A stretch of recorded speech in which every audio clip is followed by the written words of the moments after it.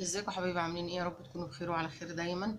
واتمنى كده نكون عون وسند لبعض ان شاء الله. واتمنى الحاجات اللي انا بقدمها تعجبكم باذن الله، وتستفيدوا منها لو بقدر بسيط جدا. وان شاء الله يجعله في ميزان حسناتنا جميعا باذن الله. النهارده راجعه لكم بقى ايه، اقول لكم ان الباميه خلاص على وشك يعني. هي سعرها ما نزلش طبعا خالص، وطالعه في العلالي طول السيزون بتاعها. فهي قربت تخلص، فاحنا نستفاد منها بايه؟ ان احنا طبعا نجيب بقدر الاستطاعه يعني، وتخزني زي ما انت عايزه.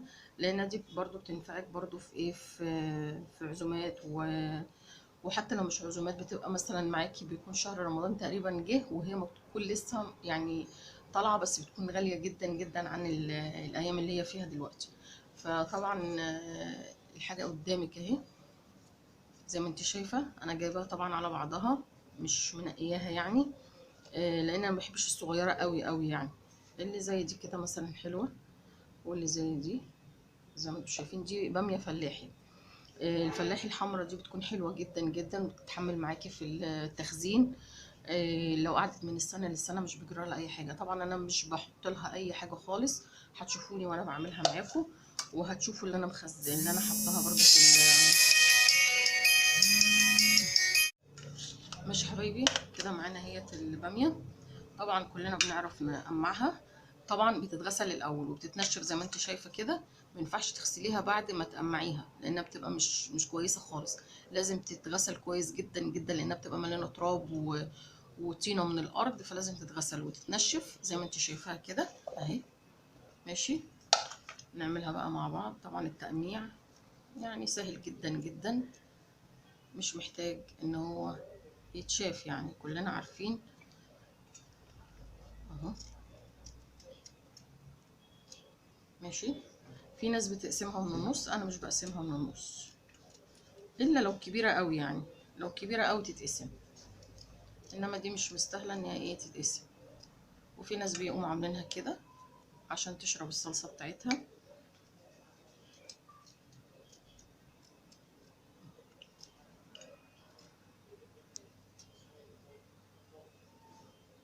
واضحه معاكم اهي. طبعا هنقمعها بقى ونخلص الكميه. وطبعا تخلي بالك عشان لو فيها خرم ولا حاجه، بتبقى الخرم دوت فيه دود، فتقوم رميها على طول. ماشي حبايبي، اخلص بقى الكميه اهي زي ما انتم شايفين. ماشي اهي. خلص بقى التقميع وارجع لكم تاني. يا حبايبي خلصنا الباميه زي ما انتم شايفين كده، قمعت اهيت وبقت جميله اهي. هي بيبقى فيها خرم، دي بتبقى مدوده تمام اهي، زي ما انتم شايفين كده. هنعمل ايه بقى؟ طبعا انا قلت لكم لا بحطها في ميه، ولا بحط بيكنج باودر، ولا اي حاجه، ولا حتى يعني ولا اي حاجه مواد حافظه. ماشي، زي ما انتم شايفين اهي. وهوريكم دلوقتي اللي انا حافظاه اهي.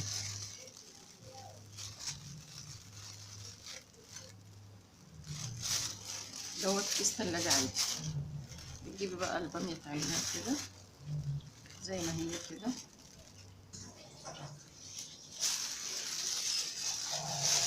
زي ما هي كده اهو، على قد الطبخة بتاعتك.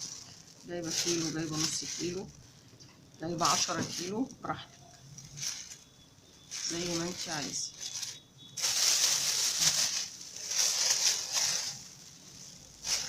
طبعا ده نص كيلو هيجي في الكيس ده.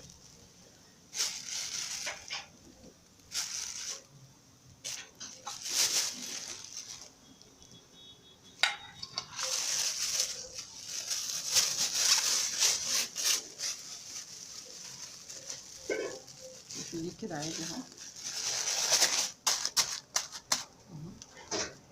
ماشي. ديت بقى اللي انا عاملاها قبل كده، تطبخي منها حلوة جدا جدا، من غير اي اضافات، من غير بيكنج باودر، من غير اللي هي بتاع الصودا دي، كربوناتو اهو، اللي انا حافظاها اهي.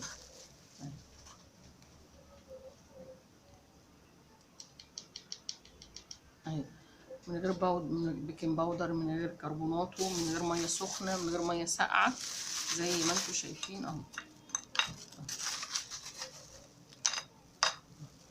طلعي منها، تعملي البصله بالصلصه بتاعتك وبتحطيها زي ما هي كده اهو.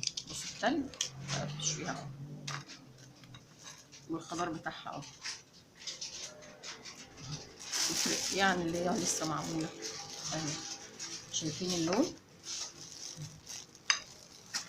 تطلعيها وتطبخيها عادي جدا جدا. يعني بتكوني عامله الصلصه بتاعتك، البصله بالصلصه ماشي، وحتى تقومي ايه حطاها مكبيه بالكيس زي ما هي كده ماشي.